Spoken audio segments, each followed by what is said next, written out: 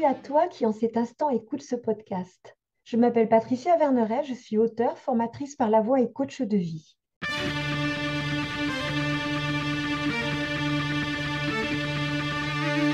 Je t'accompagne avec une pensée du jour sans aucune vérité absolue, mais des invitations.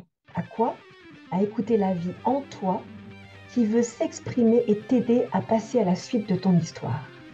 Tout un cheminement. Cet épisode, je le dédie aux personnes qui décident de suivre une voie différente de celle qui leur semblait toute tracée. Car vois-tu, nous sommes passés d'une société où les descendants devaient reprendre le flambeau de leurs ancêtres, même métier, mêmes études, même parcours, où parfois les injonctions inconscientes étaient de ne pas avoir d'ambition plus grande que leurs aînés, à une société où tout est à la portée de tous. Si, nous avons du choix. Cependant, n'oublions pas qu'avoir le choix implique aussi d'avoir plus de discernement et de savoir interroger ses besoins profonds pour éviter de se disperser. Il va falloir passer de la sécurité contextuelle vers le sentiment de sécurité intérieure.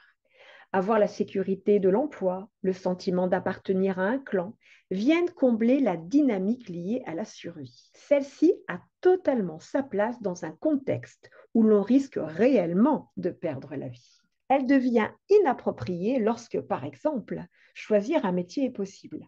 N'étant pas à sa place, elle peut conduire à l'apathie ou à la désillusion. C'est pourquoi il est important d'aligner ses choix avec ses besoins profonds sans brûler les étapes. La survie n'implique pas la notion de joie, de plaisir ou de désir. Le choix, oui, c'est un changement de paradigme, un véritable défi. Choisir va aussi demander d'interroger ses ressentis, son instinct et son intuition. Tout un cheminement que de se connecter à ses ressentis sans être rattrapé par la peur liée à la survie. Il est important de laisser la place au temps d'intégration. L'instantanéité accrue et recherchée par notre société met la pression. Replaçons-nous dans nos contextes relatifs. On trouve sur Internet foison de succès ou de transformations rapides. On oublie que ceux-ci redescendent parfois aussi vite qu'ils sont montés. De personnes qui hypnotisent les foules avec un chiffre d'affaires qui sent le succès. De personnes qui connaissent la potion magique pour vivre mieux en un week-end. Le défi d'une activité professionnelle, d'un couple, d'une relation, etc., qui perdure dans le temps, est intrinsèquement lié à des expériences heureuses et d'autres moins agréables. Suivi de choix, suivi d'expériences, suivi d'ajustements, de nouveaux choix, etc.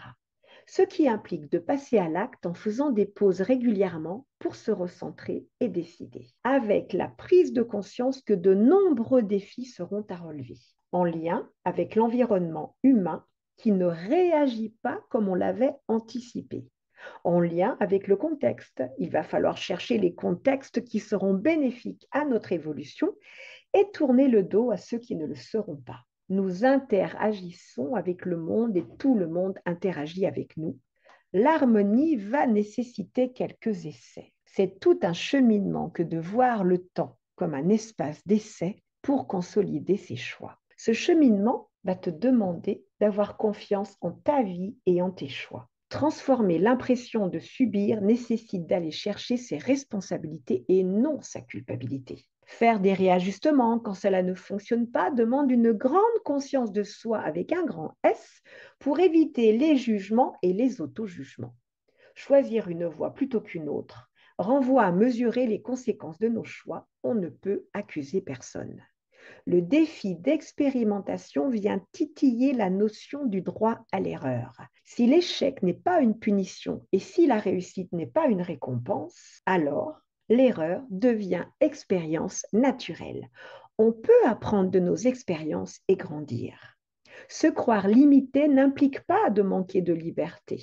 C'est le défi de la liberté que de vivre dans un contexte limitant. C'est tout un cheminement que de se retrouver en phase d'apprentissage régulièrement. Et puis, il va falloir passer de la validation par le succès à la validation personnelle intérieure. Il peut y avoir inconsciemment une recherche d'approbation si nos choix de vie précédents correspondaient à ce que notre clan autorisait.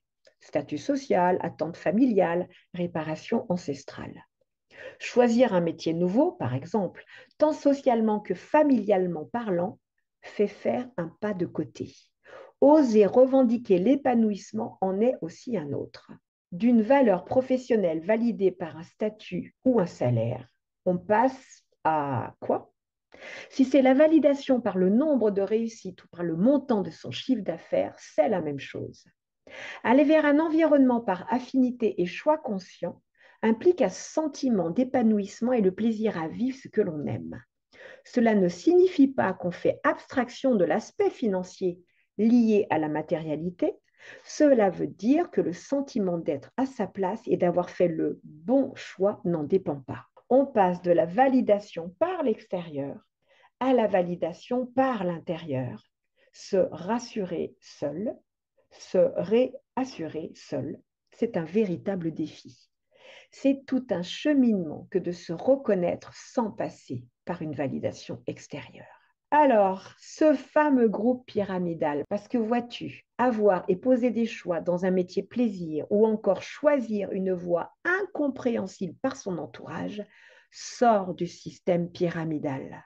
On passe d'un emploi ou d'un statut social avec hiérarchie à un métier ou un relationnel où l'on va à la rencontre des autres par affinité. On passe de la force donnée par le nombre de personnes constituant le groupe vers une force intérieure consciente des interactions nécessaires à son expansion. Se comparer sera alors un piège qui ramène dans le système pyramidal, car celui-ci peut donner une illusion de protection. Décider d'oser sortir d'une voie toute tracée par les personnes qui nous ont précédées rebat les cartes de sa vie et de son relationnel. Sortir de la dynamique ancienne de groupe peut donner une impression de solitude ou de manquer de stimulation. L'identité de groupe s'effondre pour laisser la place à une identité personnelle. Le défi est d'oser sa singularité et sa différence, mais pas en mode opposition. C'est tout un cheminement que d'aller vers l'affirmation. Alors, on va passer du groupe pyramidal au groupe collectif. On peut changer de voie, mais aucune obligation de s'isoler pour cela. Des nouvelles rencontres sont à venir, mais il faudra les rechercher, associations ou cercles amicaux par exemple. Cependant, attention de ne pas chercher à rejouer le groupe pyramidal où l'identité de l'individu s'efface au profit de celui ou celle tout en haut de la pyramide. Attention de sortir de l'envie d'y trouver protection, solution, stimulation et validation, ce qui entrerait en contradiction avec l'autonomie que l'on vient éprouver. C'est le défi du système neuronal, fonctionner en réseau, différent du bien connu avoir un réseau. Chacun et chacune apporte ses compétences et sa singularité et s'appuie sur le collectif pour les exprimer et les développer, et vice-versa. Une personne partage son évolution avec le collectif auprès duquel elle trouve un soutien et des ressources. Le collectif grandit par l'harmonie entre les différentes individualités sans tenter de les écraser.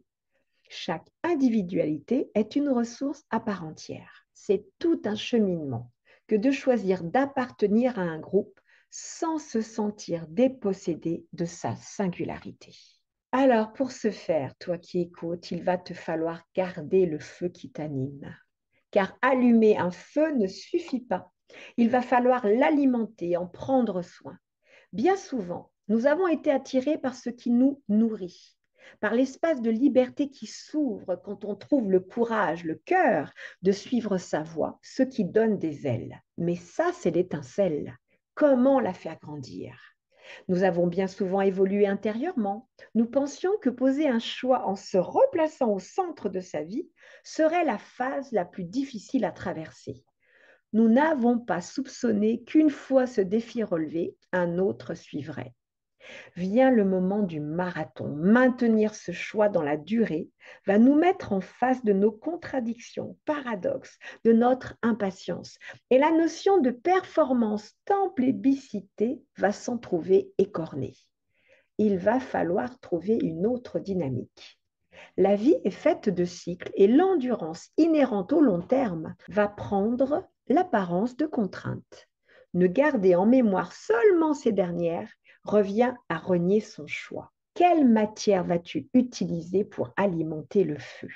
Nous avons confiance en les capacités de nos amis, mentors, personnes inspirantes archétypales à trouver leurs propres solutions. Quid de la confiance en nous-mêmes? Et je t'invite, toi qui écoutes, à écrire le mot aimer dans nous-mêmes.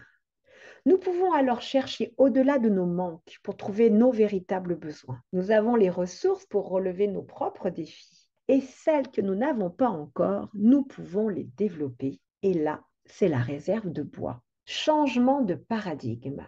Et si tous ces défis étaient également ceux de notre époque? Autant dire qu'ils vont nécessiter du temps. Parfois, on se lasse de semer. C'est parce qu'on a oublié que semer, c'était s'aimer. Tout un cheminement ne se parcourt pas en un jour. Alors toi qui écoutes, je t'invite à vivre cela avec douceur et indulgence. Choisir pousse au changement de paradigme. Avancer sur ton chemin en indépendance et par choix renvoie à l'image que tu peux avoir de toi et surtout à l'être qui patiente derrière les masques de tes apparences. C'est un chemin d'évolution et aucune évolution n'est linéaire. C'est un changement de repère et l'effondrement de certains systèmes intérieurs. Pas facile. Heureusement qu'en cette période, il y a une foule de professionnels de l'accompagnement pour faciliter les passages si le besoin s'en fait sentir. Toi qui écoutes, tu as des ressources intérieures et extérieures pour débroussailler ton chemin. Des nouveaux systèmes nous attendent tous. Relevons nos manches. Le choix nous est donné de relever nos défis laborieusement ou joyeusement. En cette fin d'épisode, je voudrais préciser une chose. Le mot archétype signifie symbole primitif, universel, appartenant à l'inconscient collectif. Une personne qui réussit peut devenir un archétype. Un membre de la famille admirée peut aussi le devenir à l'échelle d'une famille. Je t'invite à regarder une fois de plus l'émission Un dimanche à la campagne. Dans cette émission, ce sont des personnes connues et qui ont du succès aujourd'hui, qui racontent leur parcours sinueux. C'est inspirant et intéressant. Enfin, je te suggère la lecture du livre Parler le langage de l'univers, écrit par Karine et Christophe Alain. Ce podcast se termine. J'espère qu'il t'aura mis en mouvement pour te rapprocher un peu plus de ton être profond. N'oublie pas, toi seul sais ce qui est juste pour toi-même. Merci pour ton écoute.